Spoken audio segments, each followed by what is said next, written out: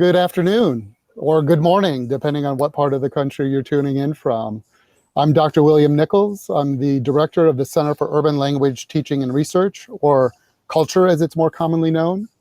And on behalf of CULTR, I'd like to welcome you to the 6th annual Global Languages Leadership Meeting.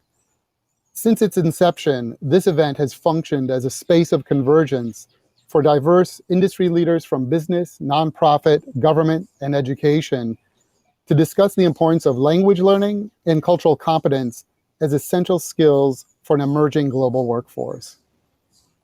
I'd like to thank our event sponsors, the Office of International Initiatives and the Atlanta Global Studies Center. I'd also like to thank the College of Arts and Sciences at Georgia State University for their continued support of cultural initiatives.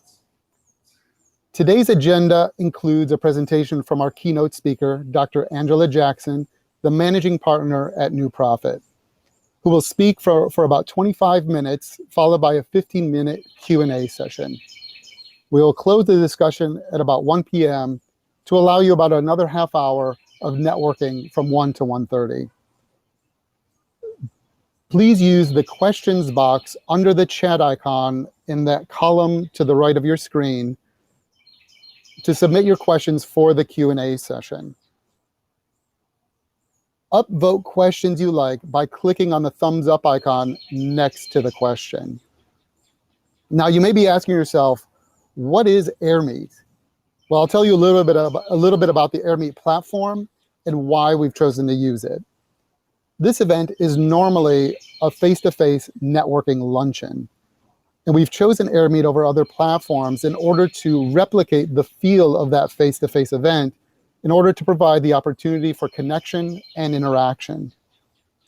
Now, as for the catered French meal that many of you may recall, though we can't simulate that here, our caterer from 2019, Les Petites Violettes, is offering a 10% discount for attendees. You'll receive more information about this in a post-event email. Now, for those of you who are not local, please trust me that this is quite a strong incentive to come and visit Atlanta.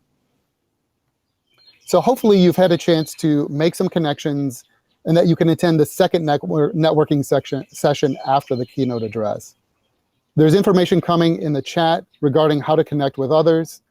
Right now you are in the live event session, which is also being recorded and will be made available after the event. And now, without further ado, I would like to introduce you to our keynote speaker, Dr. Angela Jackson, managing partner at New Profit. Dr. Angela Jackson leads New Profit's Future of Work initiative, which seeks to close the career readiness gap for Americans from low-income backgrounds. Angela's career started in the private sector, leading business development for organizations like Viacom and Nokia. While working internationally, she began to wonder if multinational companies can deliver their products consistently and with quality at scale, what would it take to deliver social interventions like education and healthcare in a similar manner? She began to tackle this question by founding the Global Language Project, a social venture that aimed to transform how we prepare students with skills to succeed in a global economy and workforce. Angela completed a doctoral degree at Harvard University, where her focus was on this question, along with the role of scale and strategic capital deployment and philanthropy in systems change initiatives. Angela's work with New Profit allows her to marry her research interests with practice. She currently leads New Profit's $15 million Future of Work Global Fund to invest in entrepreneurs and companies developing innovative technical solutions to upskill low-income and entry-level workers at scale. Angela recently launched a $6 million Future of Work Grand Challenge powered by XPRIZE and MIT Solve to rapidly reskill 25,000 displaced workers into living wage jobs in the next 24 months. Her work and writing have been featured in CNN, the Huffington Post, Chicago Tribune, Stanford Social Innovation Review, and the Harvard Business Review. You can read her thoughts on the intersection of race and the future of work on Medium, and follow her on Twitter at AngJack, ANGJACK. Please join me in welcoming Dr. Angela Jackson.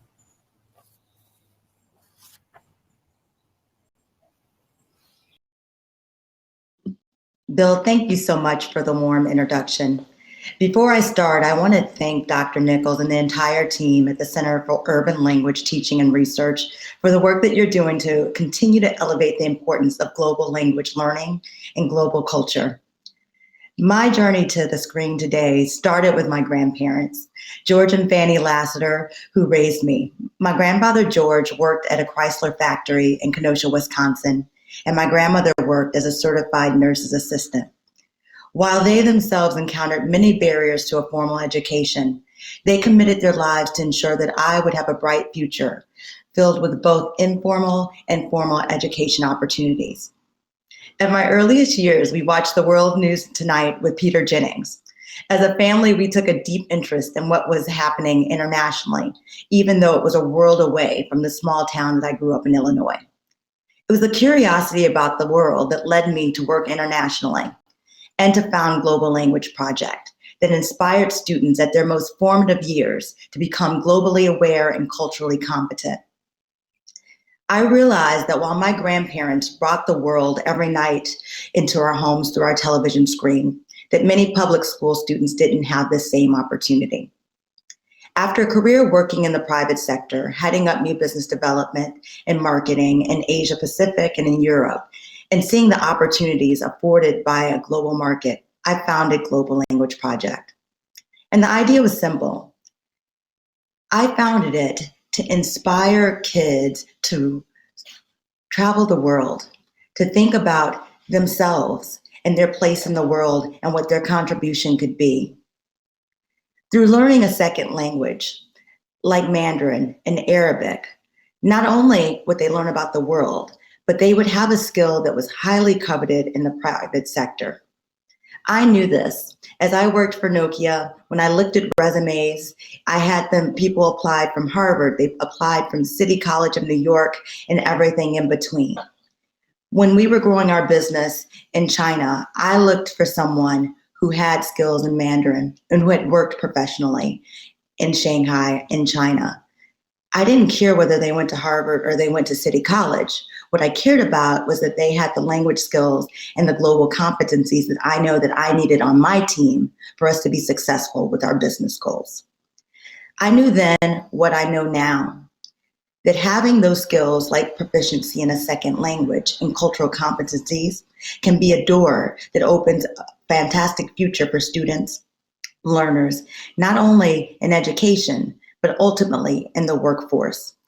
The other thing I thought about was, how do we break the cycle of generational poverty by giving people access to skills, to job skills that are important in today's market? I thought about, if you give these skills to learners, to children at their earliest ages, that when they grow up with this global mindset, that they would be on a path to get jobs that pay not only a living wage, but also pathways to more executive careers. When I think about that American dream, and I think now when we're seeing in the pandemic, many of us think that it may be broken.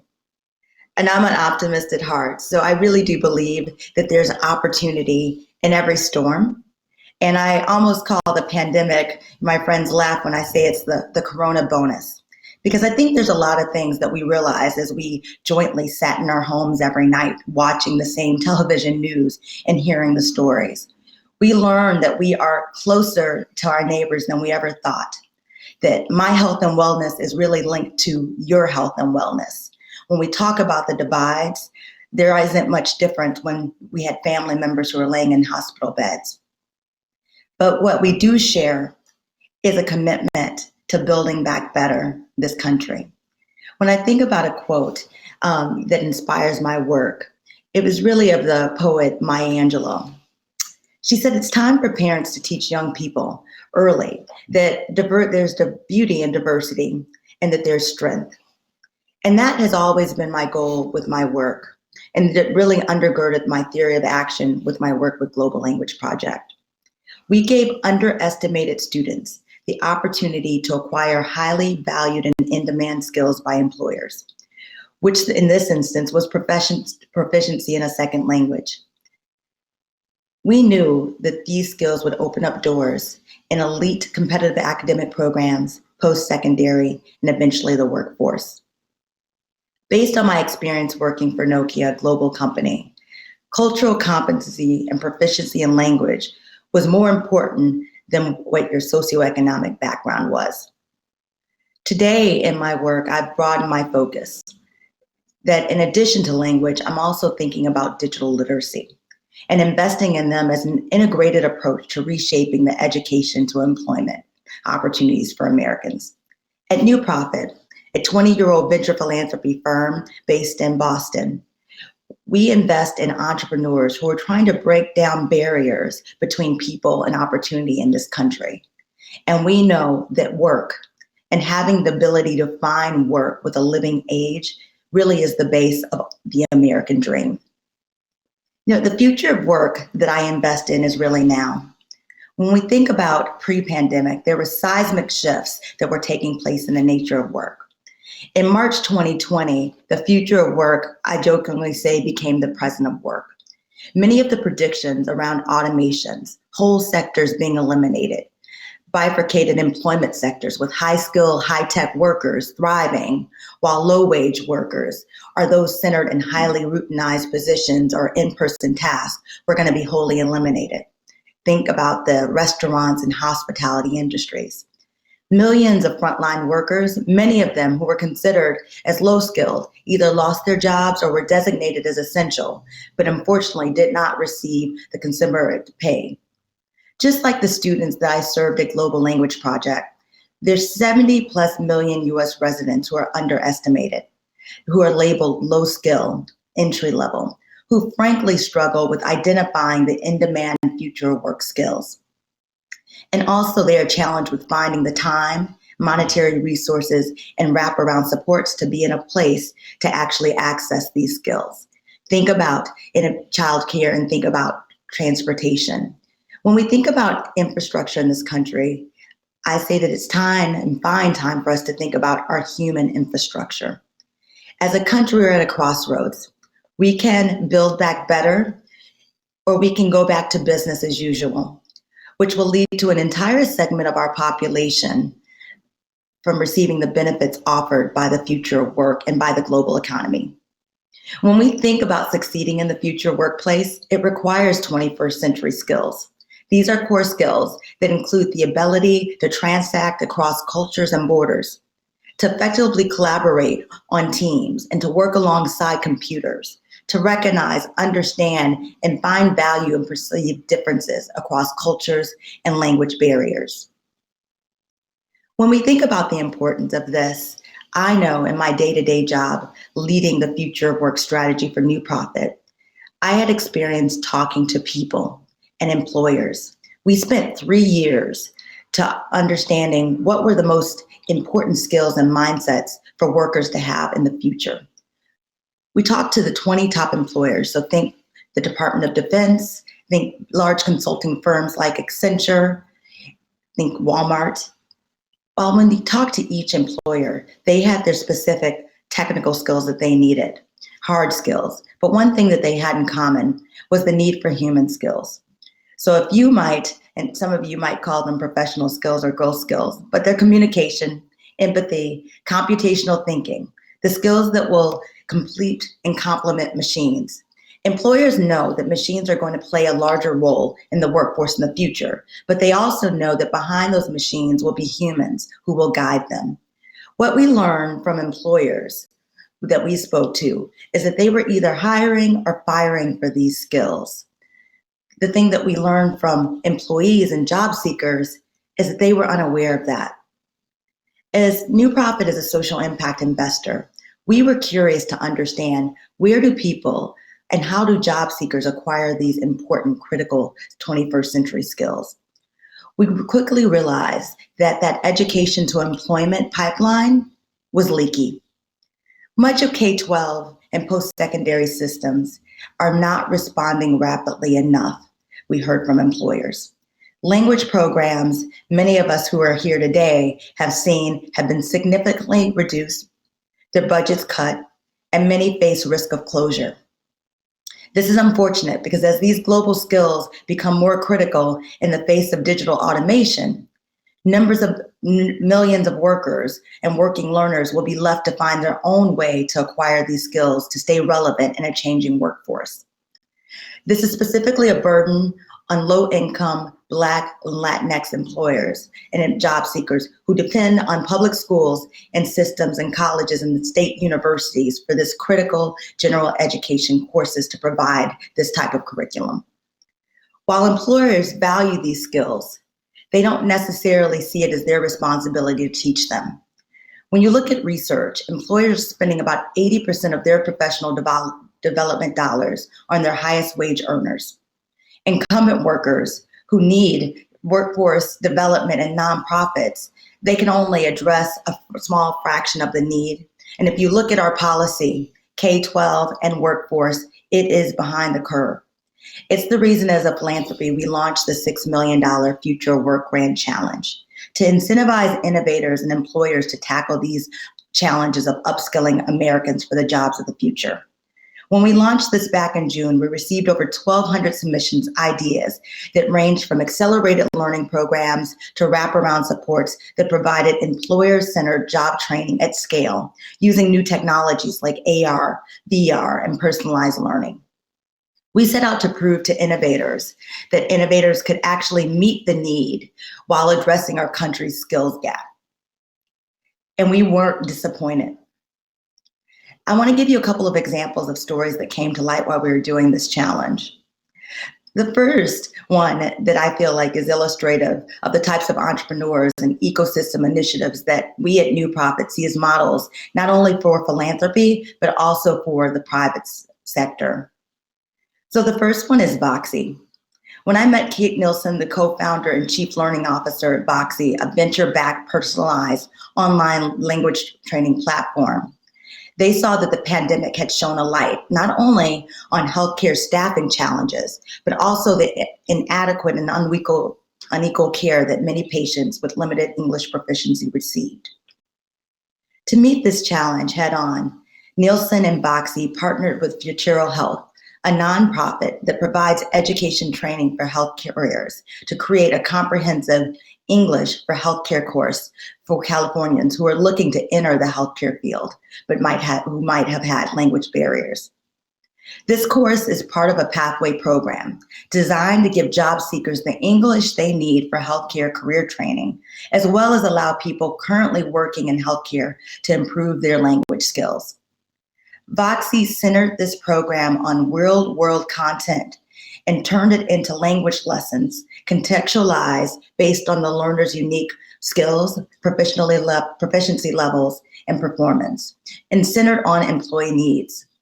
Futuro's commitment to addressing not only the healthcare gap, but also to creating a meaningful career pathway for English learners and speakers, and improving the quality of patient care, while also saving countless lives.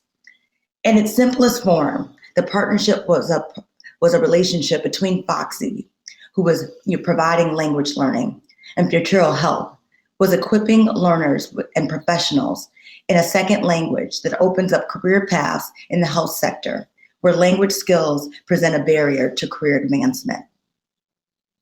It's exciting for me to see it as a language learning professional, because it's important to show that learners the real-world implications and benefits of language learning.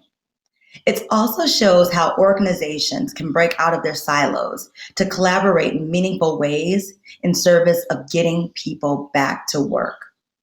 Another example of a partnership in this spirit of building more skilled workforce is Infosys, a technology company based in Connecticut that provides business consulting, information technology, and outsourcing services. Infosys opened a technology and innovation hub in Hartford, Connecticut, and they will hire and train 1,000 American workers in Connecticut to enhance their ability to boost tech talent in Hartford and creating an increasing digital workforce. As an employer, they are leveraging their ecosystem not only to train and fill adult learners from Hartford into these new collar jobs of today, but they're also committed to contributing to strengthening the education to employment pipeline through partnering with the local K-12 system in the city to create programming that can help students begin at their earliest ages to prepare for the jobs of the future that emphasis anticipates and estimates they'll have. They're giving them exposure to AR, VR, 3D printing, and project work that maps back to the skills that Emphasis estimates their staffs will need in the future. Emphasis remains focused on developing a pipeline of workers who have the cultural competencies to navigate their 82 sales and marketing offices and over 123 development centers across the world. Along with technical skills in areas including artificial intelligence, machine learning, user experience design, and advanced digital technologies like cloud and big data. Emphasis' CEO, Ravi Kumar, says they don't invest in Hartford's education to employment pipeline out of charity, but they see it as a business imperative. It helps their bottom line, and it helps them and enables them to provide greater shareholder value. Along the way, they're able to strengthen their brand and impact in their home community and to important clients that they have in the heart of New England. Their position and training allows them to take advantage of a diverse economy that is strong in insurance, healthcare, and manufacturing, 3 sectors at the core of their business. It allows them also to leverage a community of academic institutions, enabling recruitment of highly skilled local talent. When I think about Boxy and I think about Emphasis, it's evidence that it takes a village to build a global citizen, and that we need pathways and on-ramps to the education all along the education to employment pipeline. When we think about those 21st centuries like language and digital literacy, they are the future of work. And what we know is for the masses that these skills are not acquired by happenstance, but they require intentionality, resources, willing partners that include schools, employers, community-based organizations. These 21st skills are essential not only to an individual's success or to an individual's company's bottom line, but they're critical to our nation's economic and physical health, safety, and well-being. When I founded Global Language Project, I'll never forget, I was at a party, a fundraising event for Global Language Project, and someone came up and asked me, Angela, why are you focusing on language when there are so many other important issues like food insecurity or access to clean water? At another fundraising event, another leader of a large K-12 network of charter schools told me, we don't have time to focus on language learning. Our kids are learning chess.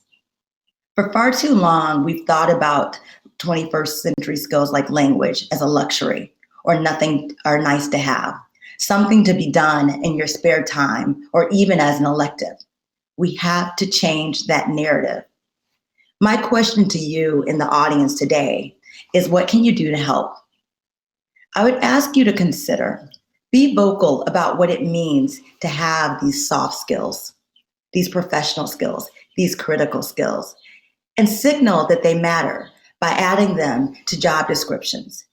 We know that media companies and labor analytics firms look at these job descriptions to determine what is worth learning. Let's make sure that these actors see the full picture. Recognize systems piece of this work, the opportunity, equity, and collaboration, and thinking about what can we do as individuals to move the needle. I always think that America is known for its rugged individualism, but as we think about our success in the future of work, it will require radical collaboration. A place we want to create this future space, and when we build back better, where it's not abnormal from a girl from humble beginnings, from a small town in Illinois like myself, who can grow up to be a global investor. That it won't be abnormal for people to speak 2 and 3 languages, where it's not abnormal to have companies invest and advance homegrown talent. But again, that doesn't happen by happenstance. These are choices that we're making as employers, as investors, as academics, as executives, deciding where we place our priorities, our talents, and our time. I'm so grateful to everyone to be in this room with you as a fellow traveler, to create a more equitable future of work. Seeing you all here today gives me hope that this is all possible, and I am so thrilled to be in conversation with you. And again, thank you for your time today. Bill, I'll turn it back over to you.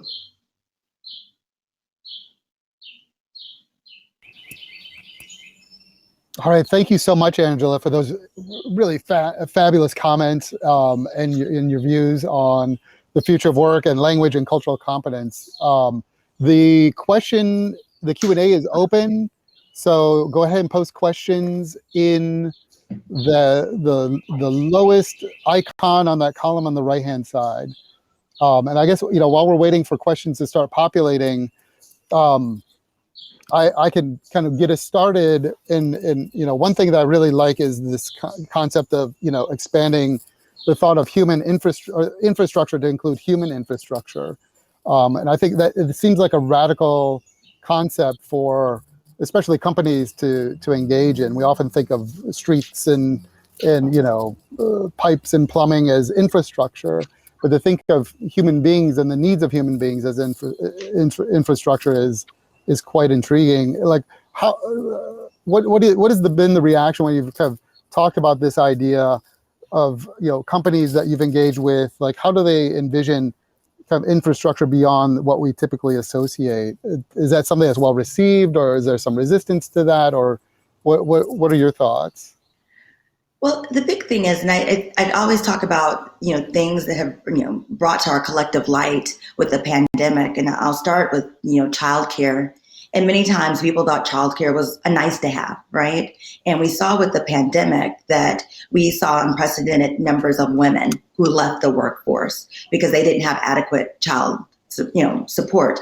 And these were women who were making six, figures a year, and I always tell people, well, think about what people were doing who were making $15 an hour, a year ago. This has always been an issue, and it's always been this hidden labor. And so when I think about human infrastructure, it's investing in employees and understanding what they all really need to be able to thrive at work and not leaving it up to them to figure it out by themselves.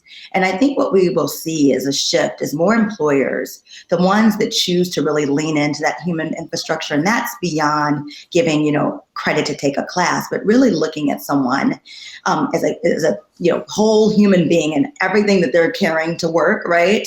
The ones that do that and invest in them in that way, up and down the talent line, from entry-level workers to their highest wage earners, those are going to be the companies that are more profitable, because those are going to be the companies that people will want to work at. And Bill, I don't know if you've seen the trends after the pandemic. There has been this trend of a lot of people just rethinking how they want to work. This has been a difficult time for many, right? They had to take on many obligations. People went through a lot of trauma and stress. And so they're rethinking what work looks like. And this is even for the folks who are a bit more privileged and who have means. So I think that's going to call upon employees to really act differently and think about, instead of our usual ways of buying talent, how can we invest in talent, build loyalty, and just really believe, right, that everyone can learn, that they can get skills like languages that can help them advance and think more deeply about how they can build the business. That's fantastic. And I think, at the core of this concept of human infrastructure and the way you're talking about it is the question of equity and inclusion and diversity. You referred to underestimated students or underestimated employees. Could you talk a little bit more about that idea of underestimated and the question of equity that seems to be at the core of that concept? Well, it's really interesting, and I saw this at when I started Global Language Project. Children would come in, and English was not their first language. We were in New York City, and what the school focused on, the one that I was working, the first one I was working on, it was really focused on taking those students who didn't have English proficiency and just solely focusing on getting them proficient in English, which I think is absolutely important. But when I looked at the research, it showed me that when children have a proficiency in academic kind of proficiency in their native language, it makes learning a second language easier. So that's one. Two, coming from my global workforce background, I knew that having proficiency, professional proficiency in a second language was critical to success. But I was seeing these K-12 schools that weren't acknowledging that. And many times, even if we look in the workforce today, if you have workers who do not have low or limited proficiency in English, we look at that from a deficit base versus saying, what could that add, right? If they have proficiency in that first language, be it Spanish, Mandarin, what are they bringing to us? And investing in them, right? Investing in that first language and investing in that second language, how could that benefit our bottom line? And I think it's just been far too long that we begin underestimating students and workers just because English is not their first language. We need to understand and just have more of an appreciation for language learning. And it should be odd if you only speak one language, right? We need to get to that point. Yeah. There is a question in the Q&A about the term underestimated that's asking, how and when did you decide that was the preferred way to describe members of the communities you serve? I mean, how did you come to that term as opposed to other types of descriptors? Yeah, it started, it's a word that I started using more recently, but it really started with Global Language Project again. So I remember I had a first class, we had a group of 5-year-olds at this school, PS 368 in Harlem. And the kids had been learning Mandarin. And this is at one of the lowest performing schools in New York City, elementary schools. I had funders come in and media come in, and they would see kids speaking Mandarin. And this is at a low performing school. And all of a sudden, when they saw these kids doing something that they imagined was hard, learning Mandarin or learning Japanese, they thought, oh, little John, he's so brilliant. I was like, well, is he only brilliant because he's he spent a year learning, Mandarin and now they can speak it, or was he brilliant before? Or was he underestimated when he was going to that low performing school? And you thought because he was there that he certainly wouldn't have the capacity to learn a very hard language or seemingly hard language. And so at that point, I started talking about this idea of confounding expectations. And so again, when you see a student who has attended a low performing school, or you see a student who comes from a certain zip code or neighborhood, or you see a worker who may not have English proficiency, although, in their home country, they could have been an attorney, right? They could have been a doctor. We have stigmas and biases, right, about what that means. And so what I try to do is one, name that is a thing, right? And I think before you can change something, you have to name it and then talk about how we can switch that narrative in those mental models.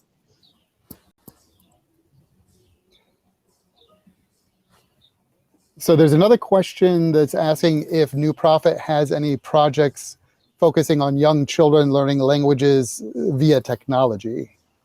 Yeah, so we invest in early childhood and starting when kids, 2 or 3 years old. And then, so what we do is we invest in companies who are thinking about, again, at the earliest ages, how do we scale learning? And language is inclusive. The one thing that we take is a really integrated approach. So we don't look at language by itself. We want to see that weave through every program. And because again, when you have a program that's just focused on language, what we want, and our point of view, is that children need to be literate in English and other languages, just period. And so you'll see a lot of the technology we invest in and organizations are taking that approach.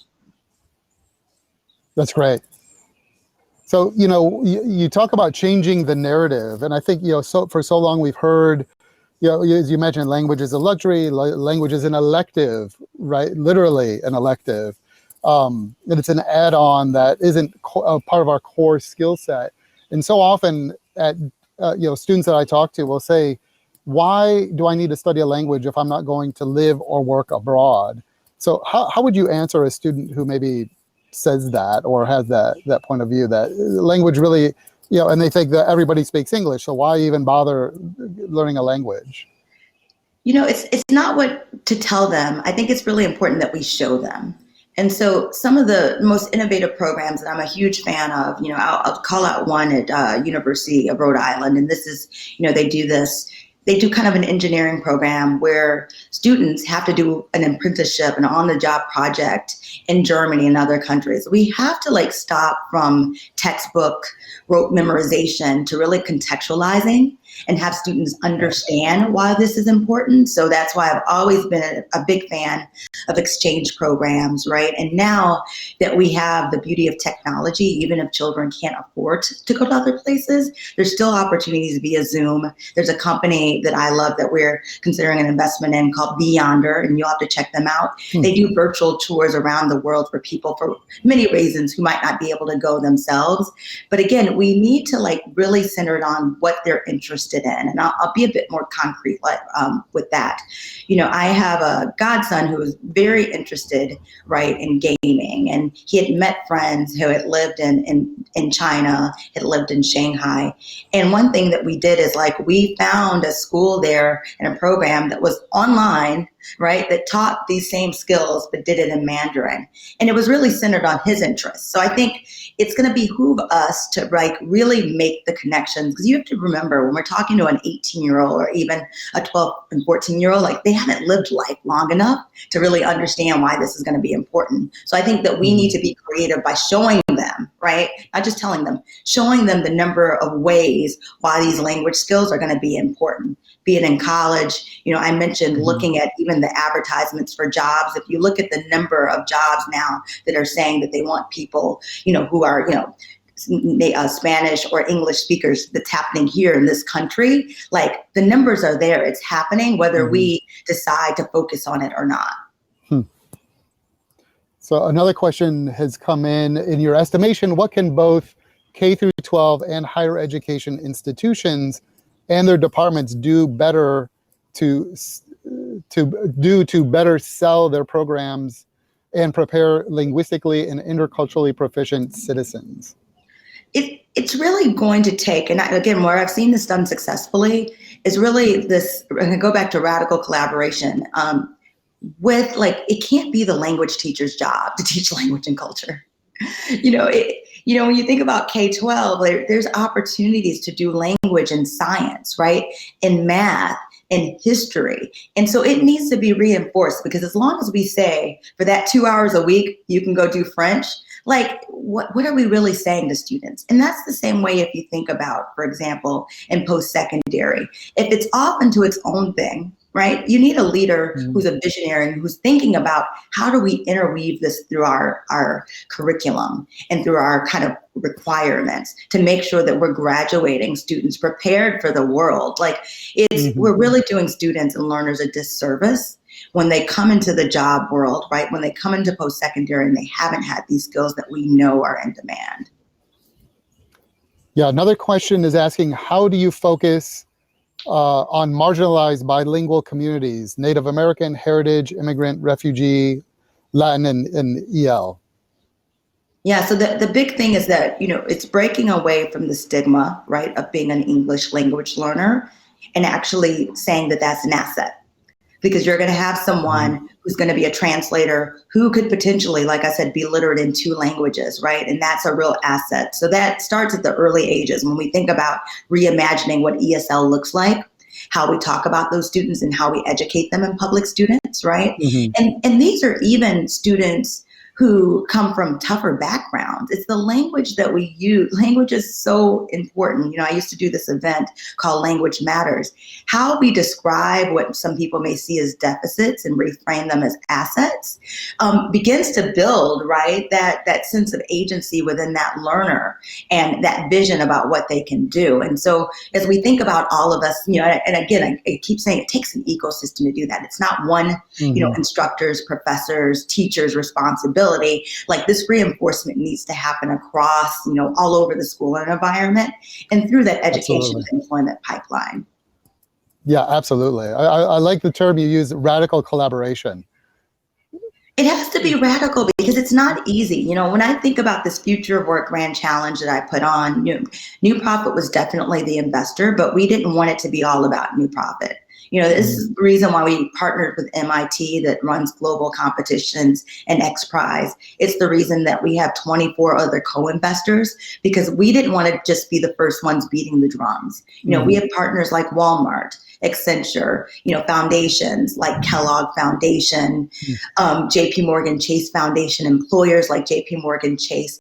We wanted people who represented the ecosystem to say learning these new skills for the future of work were important. And so that took collaboration, aligning on a message, aligning on a process to do it. It wasn't slow. It was 3 years in the making, right? But at the end of the day, we're going to help put 25,000 people back to work. We're going to equip them with language skills. And this is people who have been impacted by the pandemic. And it takes that type of collaboration. It takes that type of humility in saying that it's not one person's responsibility if we're really going to have the impact that we want to have in the world. And I know people want to build back better. And this is why this moment gives me hope that we can make different decisions up and down, like I said, that education pipeline. So here's a question that's asking if you can speak more about how you see the quote unquote, these are big air quotes, soft skills that language education provides coexisting with jobs that are on a fast track to being completely automated by computers. Yeah. So first thing, and we're seeing it, and Bill, you have to tell me if you see it differently, but what we're seeing is jobs that are low skill and jobs that are like higher skill or higher wage. And a lot of those are going to be the digital new collar jobs. Even those will be created, you'll need a human there to guide, to help program, right? And so what will be important, right, is to have people who are normally considered low skills or language, having those skills that they can translate. When we went out to the Valley and we started talking to employers, when they talked about looking for programmers and coders, they looked for people who had proficiency in a second language. They said because it enabled them to think differently. It was proficiency in a second language and was also people who had a background in music. And so what we need to, and research shows that, so what we need to do is when we understand that these are going to be the new jobs, right, you're going to have to work well and alongside machines. There are going to be new jobs. And if you look at like how many jobs are going unfulfilled now, around 6.5 million, and you see how many people we have out of work, we know there's a disconnect in between what we're teaching and what we're needed. There's also a disconnect in helping job seekers translate why things like language, right, make them best positioned for these jobs that a new digital kind of economy affords. Wow. Here's a question that's asking, who are your partners when we come to planning for the program, or when it comes to the planning for the program, and who do you seek for consultation if you need to reach out to people for ideas that maybe are kind of incubating? Absolutely. So I'll give an example of a pilot that we're doing here in Massachusetts, where I am, with the goal of getting 5,000 people back to work. And we started with our local workforce board and job centers. When you think about workforce and you think about where people can go to reskill, a lot of folks don't think about job centers, but there are literal billions of dollars being, pushed into job centers to help, Americans retrain for careers. When the pandemic happened, Bill, we saw people who had worked in the travel industry and restaurants for 15, 20 years who lost their jobs overnight. Had to think about how are these skills transferable, right? So we need people who can help us translate and places people can go to do that without a cost attached. That's number one. Two, we really leaned heavily here in Massachusetts on our local community colleges and minority serving institutions to think of and think with them and bring them in and said, how do we rethink how we can quickly upskill people? And we're thinking short burst programs that are between 4 and 16 weeks, so they could be better positioned to really, one, know about these jobs, new jobs that are being created, but two, actually train up for them. And then with connecting with that information asymmetry, one thing that we were able to do with the workforce board, job centers, and some of the local institutions were really get an understanding, along with employees at the table, what were the growing jobs going to be? And in Massachusetts, we really looked at jobs that were going to be afforded by the green economy. And so we had an employer that was willing to do that training, was willing to translate it in different languages, right? So that we could get non-traditional candidates to train for jobs. And one of them, Bill, like blew my mind. I didn't even know it existed. It was electric car charging station technician, right? Like who knew that that was even a job? And so what they were able to do was do that training in many different, languages. That the pay for that job, you don't need a 4-year degree, and it starts with a salary upwards of $50 an hour. And it's an on-ramp to these digital jobs. And so we need to think about more of these opportunities that someone can train for, get some on-the-job experience that leverages their previous experience, that puts them on a path to higher wages, and really just a sustained career when we think about this future of work. Yeah, absolutely.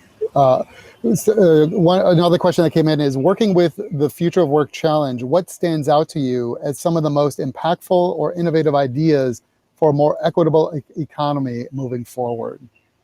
So the big one is, and we'll see this. So I mentioned that we had 1,200 submissions on ideas, and through several down judging rounds, we narrowed them down to 15 solutions. On that judging panel, we had actual, working learners. We had, representatives from, higher ed institutions. We had investors who invest in the future of work.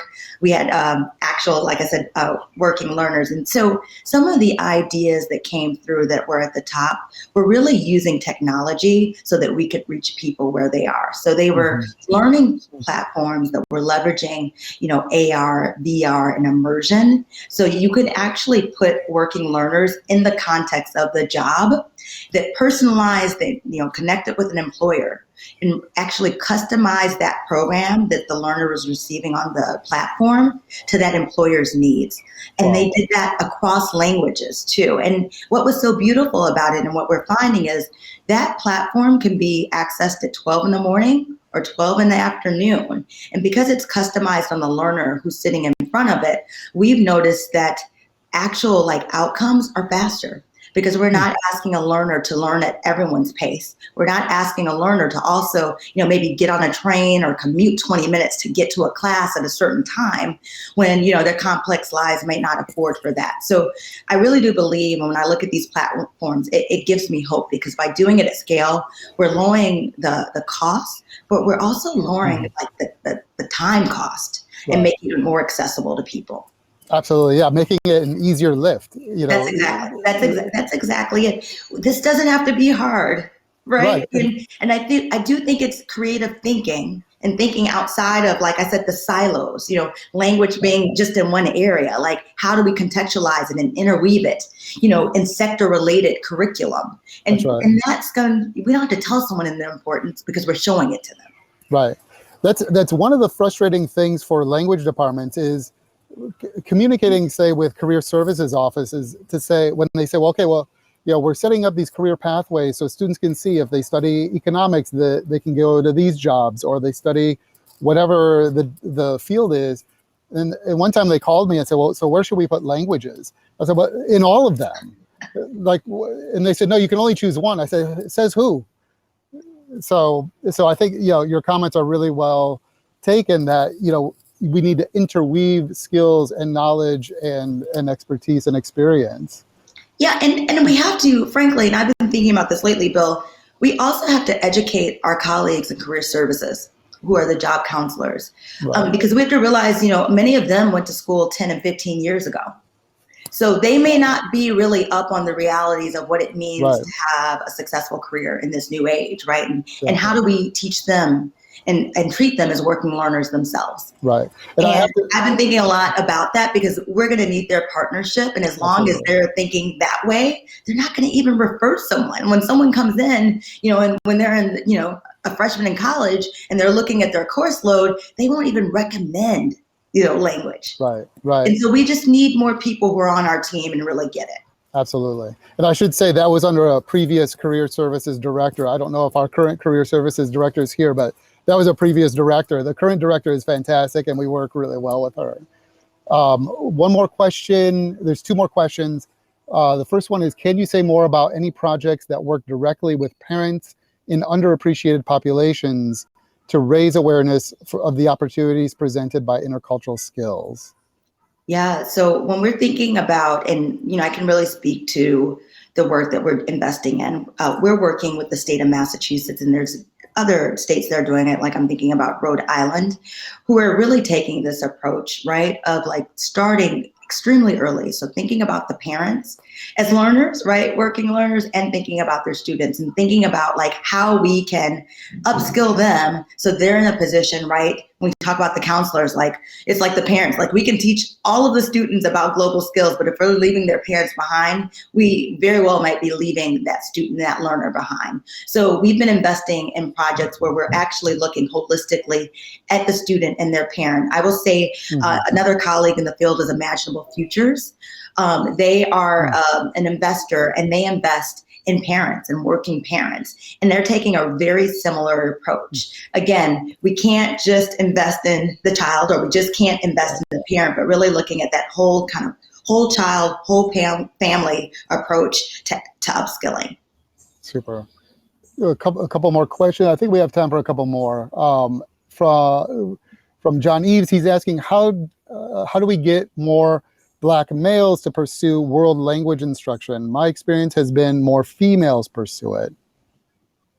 That goes again when I told the story earlier of the student who was speaking Mandarin. I wish I had a picture. I'd pull it up for you.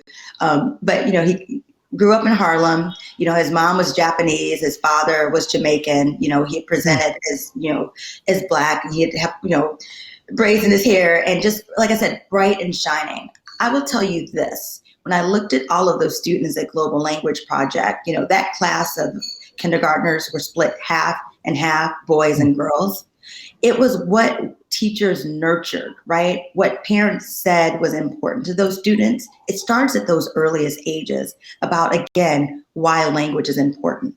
And so if you got a student who might not think that this is important, or they have other interests, how do we make it interesting to them? I remember in the first class, the other thing that we did was, we would go get some of the teen magazines, and we'd get them in different languages. We would have them watch like basketball, and we'd do it in different languages. It was really centering it and trying to hook them on something that they were passionate about, and then connect it back to language. So I think that happens at the earliest ages, and it needs to be reinforced, right? Mm-hmm. In junior school, high school, and then in college.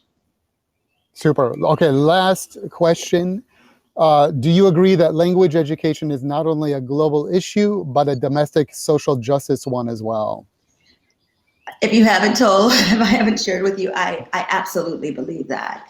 And it's really, we know, like I said, we know here, and Bill, I don't have to preach to the choir with you, but we know how these languages open doors. We know, right, at this point, what it means when you have a proficiency in Mandarin, especially as a native English speaker, when people don't, think that you'll have that. I call it confounding expectations. And it is a disservice when we know that there's a certain set of students who actually get those starting at kindergarten. I started my work in education and languages in New York City. And before I started Global Language Project, I went around to all of the private schools. And there was, these are schools that charge $50,000, $40,000 a year. All of them started language learning in grade 5. A lot of them had immersion programs, like I don't know if you've heard of the World Avenue School. We know that there are parents who are paying this type of money for their students to be schooled in a globally competent manner. We know it's not a nice to have. Those parents know what I know, right? They have careers where they're working internationally, doing business internationally, they're traveling internationally. And so they know that learning a second language is a calling card. So if we have a group of people who can't afford to do that, who don't have access to that information, and we know students need it, it is a social justice issue, that our public systems are not doing an adequate job, right, of providing that similar training. And so I think that it's a detriment not only to those students, but really to our economy. And that's when you start seeing the growing skills gap, right? Because we're just doing such a poor job at marginalized and educating students who live in marginalized communities. And we have to do better. Like I said, it's, it should be out of like almost selfishness that we're thinking about that, because that's the future workforce. and we're dependent on them. Well, Angela, I mean, we could, I think, continue this discussion all afternoon long. I want to thank you for your time, your inspiring comments, and more than anything, your advocacy and your alliance with language programs around the country. And thank you for all that you do. Oh, and I appreciate you too. And thanks for everyone for joining. I know there's like Zoom fatigue and all, and it just, this is such an important issue. And Bill, I am so supportive of your work. Do let me know how I can be helpful in the future. Thank you. So thank you everybody for your time and attending today's event. I invite you to follow us and Angela on social media. You can stay abreast of CULTR's events and activities via our newsletter. You can also sign up on our website. We invite you to participate in our other cornerstone event, which is World Languages Week, which we organize in the fall in October. Again, thank you to our sponsors, the Office of International Initiatives here at Georgia State and the Atlanta Global Studies Center. Now I invite you to participate in the networking from now until 1:30. After my remarks, you will automatically be shifted back into the social lounge. You can then simply hover over the seats to see who has joined a given table or discussion so far. To join that table, you simply click on an open table or click the join button at that table. I want to remind you that speed networking is also an option. You can connect with other attendees and learn more about them in a one-on-one basis. You just click Start Speed Networking to be randomly paired with other attendees. Take a look in the chat for additional instructions about how to network here in AirMeet and how to access the event survey. Again, thank you all for attending and for your engaging comments and questions. And let's continue the conversations and really push for that radical collaboration that Angela has advocated. Thank you and have a great weekend.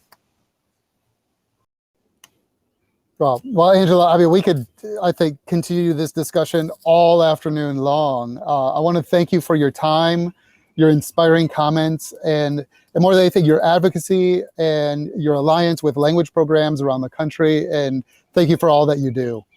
Oh, and I appreciate you too. And thanks for everyone for joining. I know there's like Zoom fatigue and all, and it just, this is such an important issue. And Bill, I am so supportive of your work. Do let me know how I can be helpful in the future. Thank you. So thank you everybody for your time and attending today's event. I invite you to follow us and Angela on social media. You can stay abreast of CULTR's events and activities via our newsletter. You can also sign up on our website. We invite you to participate in our other cornerstone event, which is World Languages Week, which we organize in the fall in October. Again, thank you to our sponsors, the Office of International Initiatives here at Georgia State and the Atlanta Global Studies Center. Now I invite you to participate in the networking from now until 1:30. After my remarks, you will automatically be shifted back into the social lounge.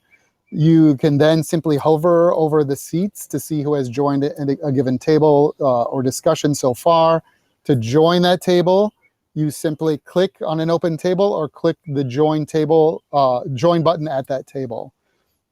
I want to remind you that speed networking is also an option. You can connect with other attendees and learn more about them in a one-on-one basis. You just click Start Speed Networking to be randomly paired with other attendees. Take a look in the chat for additional instructions about how to network here in AirMeet and how to access the event survey. Again, thank you all for attending and for your engaging comments and questions. And let's continue the conversations and really push for that radical collaboration that Angela has advocated. Thank you and have a great weekend.